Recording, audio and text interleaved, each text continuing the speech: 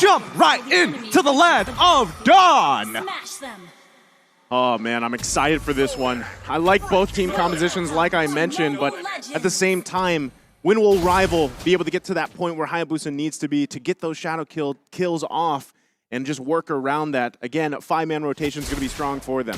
Given the lineup that MVG is rocking here, I'd say if they don't give the respect that Rival demands, Harley and Joel Crew are going to have a hard early time in the game here, given that Stephanie needs to babysit them. Look at this, it's high and dry on Rival. So as long as there's only one of you around, best believe that feels like it's more than just one core item you need to build. This is so interesting. This feels like, you know, long seasons past. Momo, he's just going to have to, you know, sit on a stick all day while Chiku is having the time of his life as they have swapped lanes. It's a switch hero, yes. Well, what this allows for Chiku to do is just dominate the Uranus. There's that range advantage. And then for Lapu Lapu, for Momo, is he doesn't even care. The carry doesn't deal much damage in the early game. You can dominate with your nukes, with your early game skills. Absolutely. I mean, look at this. They already got it half, but MVG, they want to go for something here. Can they actually pull it off? I mean, Yusuke, he sees what's going on and giving that extra information to Chiku. I feel like Todak want to actually bring the fight to Malvinas.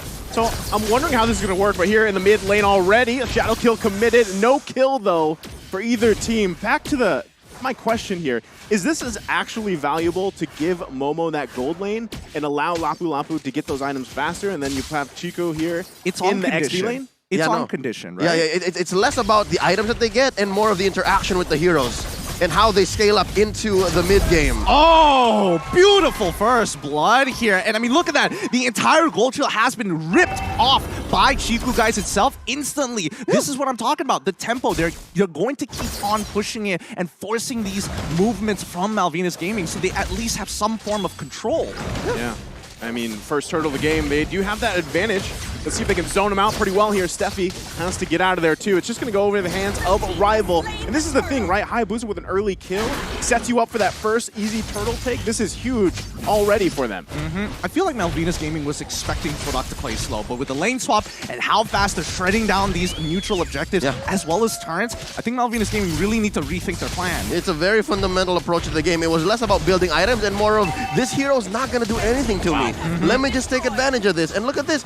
Converting straight into a 245 push. Bottom lane, that's a no-go. That's a dead zone for MVG. Really beautiful map movements coming in from Todak. You can see the mid lane support run down to help Chiku guys, but at the same time, Hayabusa is not going to let free EXP and gold be a waste. Oh, Yusuke! Oh, Yusuke gonna go in with the flicker and everybody there to back him up, but they can't get the kill just yet. Harley able to get out of dodge, but it's Dragon that falls here in the mid lane. A little unlucky there with the Shadow Kill RNG. It ended up onto the Uranus, but looking at topside, Joel Cruel.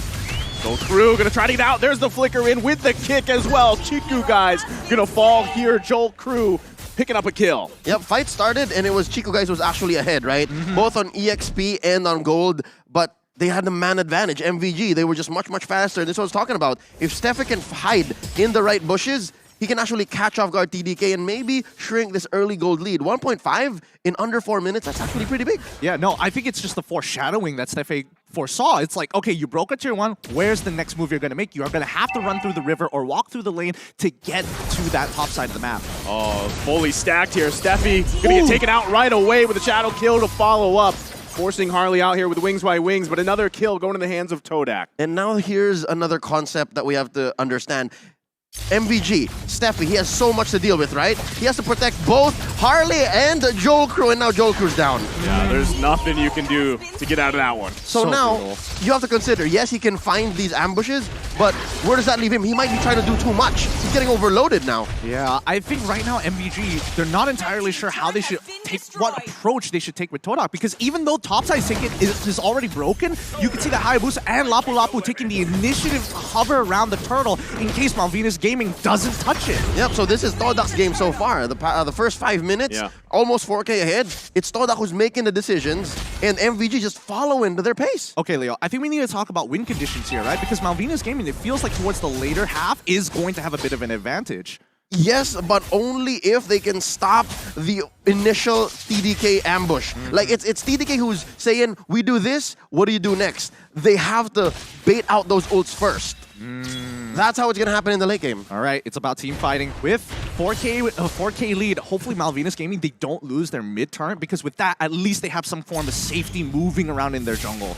Well, I mean, not only that, but I feel like part of this was what we were talking about, the flexibility card that Todak likes to play here, right? And even so, when they switched lanes, I feel like that did something. Oh, Yomski gonna go in one more time. Steffi, though, able to survive. Rival finding Harley, though. Gonna push them back into the jungle, and it's Joel Crew that falls. And now Dragon running as well. They might look for a crash down here. Conceal play comes in. Steffi falls. That was beautiful, and honestly, I respect it. And now the next one is going to fall with a complete wipe here. Joel Crew, I am surprised he was willing to flicker in for that. No, Gideon. You're surprised that Todak is this clean and this quick and this fast. No, it's expected. Come on, I don't want to be that guy. What do they call it again? There's a certain term. All right, let me stand up for this, put in some air in my lungs. It's called Todak Lunga! Exactly! See? So again, just in that one moment, right about 5 minutes in, 5:15, you saw how Steffi was trying to bait out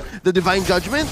And that's, again, a little bit of a trailer or a teaser as to how late game's gonna happen. But you don't do that, not like this. Now with 4K ahead, you're losing. You wait until that shrinks. I think now it's even more solidified that they have to wait. But with 7K gold lead 6 minutes into the game, so far this is the biggest lead we've seen. It's because of that blunder. It's because of that whole cha-cha that, okay, I think we can fight him. Just wait for the ult, wait for the ult. No, you're not in shape yet. So for now, for MVG to try to recover, what they can do is hold back, wait for Jolko to get the items, and protect Harley as much as possible. Hide in your jungle! Hide in your jungle under your turrets! They're still going to go for it. There is going to be a trade here, though, across the board. Steffi for Yumski. So they're happy with finding a kill here, but still, is it going to be enough? They're still crawling from being whiplashed by Todak. I don't think that was as worth it as I would like to believe for Todak, mainly because Yumski had to use his flicker, and that's a very powerful tool, especially for Kaja players, to close that distance. I mean, yes, you would imagine that the initial gap closer would be good enough, but you need to combo it. So we'll see. I don't think they're going to do anything crazy until we do see Rival have his ultimate, and at the very least, Yumski has his flicker. Yep, looking at the items here, at least there's a Clock of Destiny on Harley, so all the more they have to stick to the late game plan. Clock of Destiny recently got reworked, so you get a little more stacks, a little longer the game goes. As for Dragon, I think Dragon is going to be key here to extending the game. He has to find another lane that he can force TDK to split up. That's what a Uranus does best, right? Like try to bait out opponents, and I think slowly, maybe after one more tank item, the Malaysians will be slowed down in their siege. So that's one way to do it, just push one up, but no! Oh, they're gonna crash down here with the Divine Judgment. Prince Fran quite low, but the way the Dragon coming out on Chiku, guys.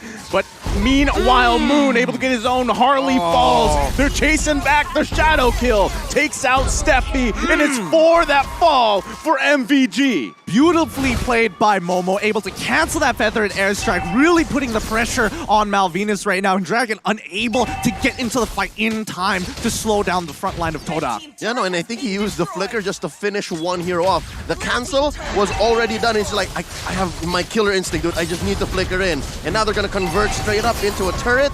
And yeah, see, look, so Dragon, you can say, Dragon, he's going up there. He's building up to at least some level of peel. This is crazy. An inhibitor turret in the base has gone down before that Lord has even spawned, right? That's just how much pressure TDK is putting here, and now Lord is up. This is a 10K gold lead 9 minutes in. Yeah, I think for Malvinas Gaming, this is a really huge mountain to climb, and especially in local MPLs, a 10K gold lead is pretty much death to a lot of teams this early on, pre-10 minutes. Rarely happens. Yeah, rarely happens as well. Well, I don't know. MPL MY is a little whack.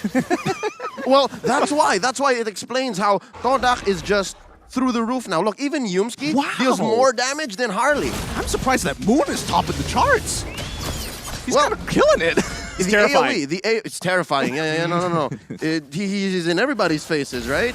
So, given how far Moon has taken this and how much gold Rival is farming, this is also surprising, right? Because if I'm not mistaken, he's also taken away even MVG's jungle. Yeah, they're invading pretty often here. Are they going to sacrifice the tier 2? But the Conceal. Divine Judgment going to come out on Prince Fran and the Retribution, but still, they're going to just push them off. They don't want to do the Lord. There's nothing left for Prince Fran. He's more like a popper. And speaking of popping, Dragon! The Peruvian Dragon! More like the Peruvian Lizard! Just got popped. So it's tough. So again, I presented one alternative. Dragon should buy a part of the map, right? So that the rest of them can try to farm up, give items to Harley and Joe Crew. But it's so hard when Todak knows that they're that much ahead that they can Divine Judgment Dragon and it's all right. Yeah, and they also know that they don't need the Lord. The next inhibitor is about to fall. They are just naturally stronger. Oh, Steffi gonna get caught in a bad position here. Falls into the jungle, and now Joel Crew, I don't think he can get back to base in time here. He's gonna get chased down. Momo coming in flashy style with the flicker. Not even needed here, but Joel Crew still on the run. UMC gonna dash in here. This is one way to do it. This is one way to do it. Say what you will, Joker was gonna die anyways, but he bought what? A solid 10-15 seconds. 10-15 seconds, but it's still rough. I mean, they're not taking Lord. If Todak wants to end this game, they just take Lord, they just run it down, and they can pretty much force a fight guaranteed underneath the crystal of MVG.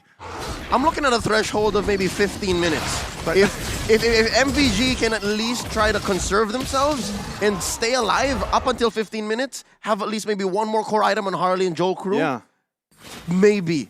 But that's the thing, like, who is your saving grace here for MVG, right? Harley, Joel Crew. Joel Crew is so far away from that. Harley, though, able to survive just a bit. Oh, never mind! Chiku guys from the backside. Now they're gonna find Joel Crew as we were just talking about him. They fall here and another one goes down. 4 fall again for MVG, and there's nothing Dragon can do here to defend. It's a maniac for Chiku guys. GG, well played. Game goes to Todak here as they're able to score their very first point.